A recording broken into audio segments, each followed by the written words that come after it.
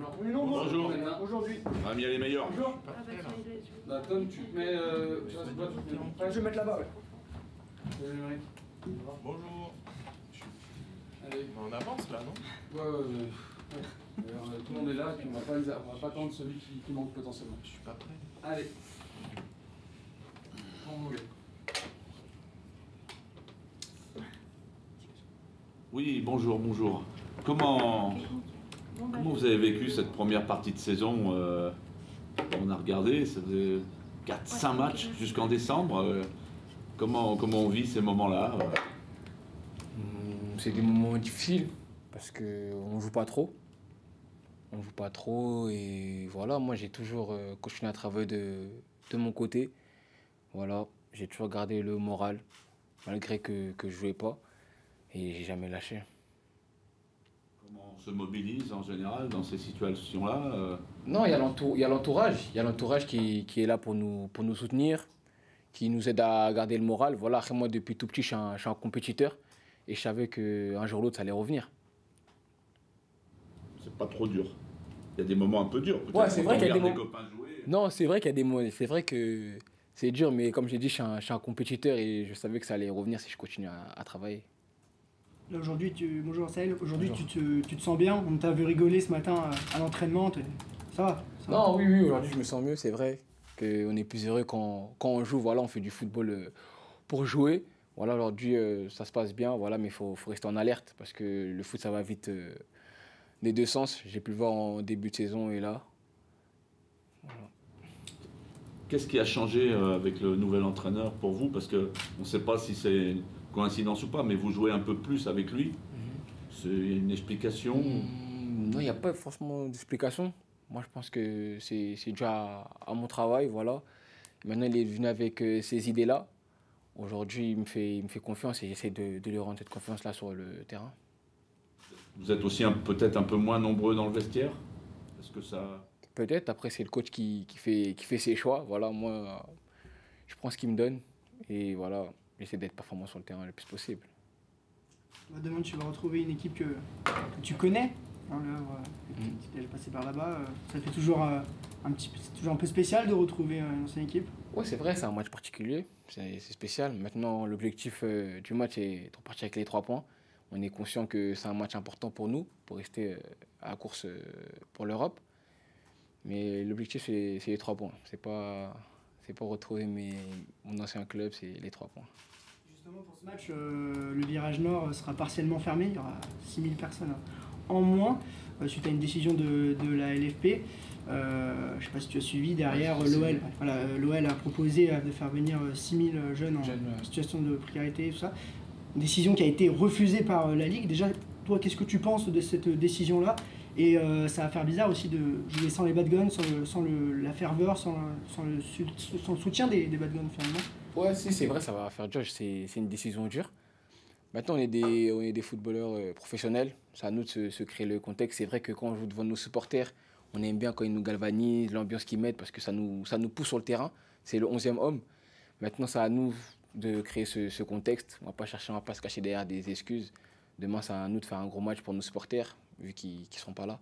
C'est à nous de tout donner pour eux.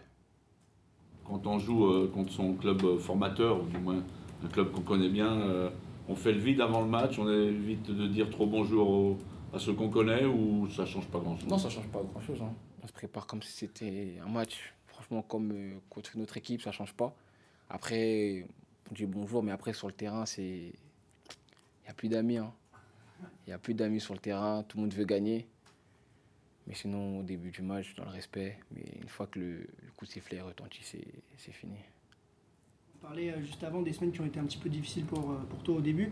Comment tu juges ta première partie de saison, là, sur tous les plans, sur toute compétition? La première partie de saison, je vais dire que...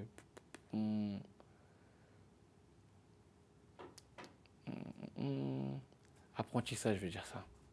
Ouais. Le temps que je jouais pas, j'ai beaucoup appris en regardant mes coéquipiers jouer. J'ai beaucoup appris aussi en tant qu'homme. Et ça m'a servi aujourd'hui parce que je me concentre plus sur moi-même. Je mets plus des objectifs sur moi-même, même à l'entraînement. Et ça m'a permis de revenir. je te dis toi, mais vous arrivez tout le groupe à vous habituer à cette absence de Paulo Fonseca sur le banc de touche pendant les matchs. Là, ça va être la première fois à domicile qu'il ne sera pas auprès de vous, il ne pourra pas vous aiguiller sur le banc, en bord de pelouse. Vous arrivez vraiment à prendre l'habitude, ça y est, ça commence à rentrer? Ouais, ça commence à rentrer. Après, quand on est sur le terrain, franchement, quand on joue, quand on est concentré, on n'entend personne, on est dans notre bulle. Ça veut dire que le coach il nous donne ses consignes avant le match. Maintenant, c'est nous qui sommes sur le terrain, c'est pas le coach. Ça veut dire que le coach il nous donne et c'est à nous de faire ce qu'on a à faire sur le terrain. Mais c'est vrai que c'est particulier que le coach ne soit pas à côté de nous pour nous donner des consignes. Et quand tu dis avant le match, c'est à la descente du bus, à la causerie à l'hôtel? Non, à la causerie à l'hôtel. Et quand on descend du bus, il nous motive. Il nous motive avant le match parce qu'on sait qu'il ne va pas être avec nous sur la touche. Mais après, une fois qu'on est sur le terrain, chacun sait ce qu'il doit faire. Et voilà. Comment vous êtes dans ce groupe? Vous êtes encore très jeune, hein. Donc vous tirez un petit peu la concurrence avec Maitland Nice, qui est quand même un peu plus âgé que vous. Et comment ça se passe pour vous? Vous êtes le petit jeune au milieu ou finalement? Non, ça fait maintenant 3 ans que je suis là. Moi, je ne suis plus considéré comme un jeune. Voilà, quand je regarde le vestiaire, je suis l'un des plus anciens. Voilà, maintenant c'est avec Hensley, c'est une concurrence saine. Voilà, c'est le coach on travaille à l'entraînement, maintenant c'est le coach qui prend les décisions. En tout cas, moi de mon côté, je vais tout donner pour continuer à jouer et à performer sur le terrain. Il y a 2 jours, il y a eu la liste du sélectionneur Didier Deschamps pour l'équipe de France. Beaucoup de supporters attendaient la sélection, le retour de Corentin Tolisso. Ça n'a pas été le cas. Je pense qu'il méritait d'y aller, que c'est une mauvaise décision de la part du sélectionneur. Ou en tout cas que Corentin méritait vraiment d'y aller. Ouais, quand Coco il méritait d'aller en sélection. Maintenant, c'est le sélectionneur, voilà, il a fait un choix, c'est lui qui prend ses décisions. Mais Coco, c'est un bosseur. Moi, je sais que ça va le motiver à encore de faire plus pour pourquoi pas être appelé la prochaine fois. Mais en tout cas, il méritait d'être appelé, oui. Et pour Ryan? Ouais, Ryan aussi, pareil. Il est meilleur passeur en Ligue 1, meilleur passeur en Europa League. Et comme j'ai dit, moi, je ne suis pas le sélectionneur. Voilà, il a pris ses décisions. Mais en tout cas, je pense qu'ils vont continuer à travailler. Et ça va arriver. On continue à travailler. Hein. On a une petite question qui fâche, là. Quand on regarde votre parcours, il est très sympa. Par contre, il y a beaucoup de biscottes jaunes, hein, de temps en temps, qui se promènent. Est-ce que ça veut dire que vous essayez de travailler quand même? Il y a trop d'impulsivité chez vous, parfois? Ou comment vous jugez cette situation? Non, comme je le dis, moi, on finit pas de s'améliorer. Voilà, moi j'essaie de m'améliorer tous les jours. Maintenant, je sais que c'est un point où je dois m'améliorer par rapport à mes cartons jaunes. Mais j'essaie de m'améliorer tous les jours à l'entraînement, je travaille sur ça. Et voilà. Vous pensez-vous que vous faites trop de fautes ou... Ouais, pas trop de fautes, voilà, mais je vais un peu fort des fois là où je dois aller un peu plus doucement, je dirais comme ça. Mais voilà, je travaille à l'entraînement et voilà. L'entraîneur vous en a parlé déjà ou... Non, il m'en a pas forcément parlé, mais moi je suis conscient que je dois m'améliorer sur ce point-là. Et quand vous étiez plus jeune, c'était déjà un peu le cas ou... Non, quand j'étais plus jeune, moi j'étais plus offensif. J'étais plus offensif, donc je prenais pas trop de jaunes. Vous n'étiez pas un attaquant avec des cartons jaunes, quoi. Non, mais j'aimais beaucoup défendre, mais non. Mais c'est un point où je sais que je dois m'améliorer, je suis conscient et je vais m'améliorer. C'est pas un secteur qui te manque, le secteur offensif, par rapport à quand tu étais plus jeune?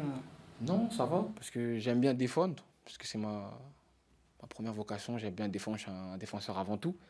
Maintenant, moi, je suis beaucoup porté vers l'avant, je suis un bon contre-attaquant, je le sais. Et du coup, dans mes matchs, ça ne m'empêche pas de défendre et attaquer, j'ai la capacité pour le faire. Du coup, je ne m'en prive pas. Il y a une belle partie de saison là, qui s'annonce. Comment vous la préparez? Comment le groupe en parle? Il y aura Manchester, mais il y a plein de choses. C'est vrai que la deuxième partie, elle est vraiment très intéressante. Déjà avec la course à l'Europe, quart de finale contre Manchester. Franchement, c'est une très belle deuxième partie de saison. Maintenant, c'est à nous de se préparer. On se prépare correctement. Le coach, il est là avec nous, avec le staff. On est conscient qu'on a quelque chose à faire durant cette deuxième partie de saison. Et on va tout donner pour atteindre les objectifs du club. C'est vrai qu'il y a des matchs de Ligue 1 aujourd'hui avec des concurrents. Est-ce qu'on va les regarder un peu plus que d'habitude? Non. Nice hier. Ouais, Nice hier, on regarde sans regarder. On sait qu'hier qu'ils ont fait un match nul, on sait qu'on a un gros coup à jouer. Maintenant, on se concentre sur nous. On sait que si nous, on gagne, ça va le faire. Donc voilà, on va se concentrer sur nous et pas trop regarder les autres. Très bien. Merci beaucoup, Saïd. Merci beaucoup.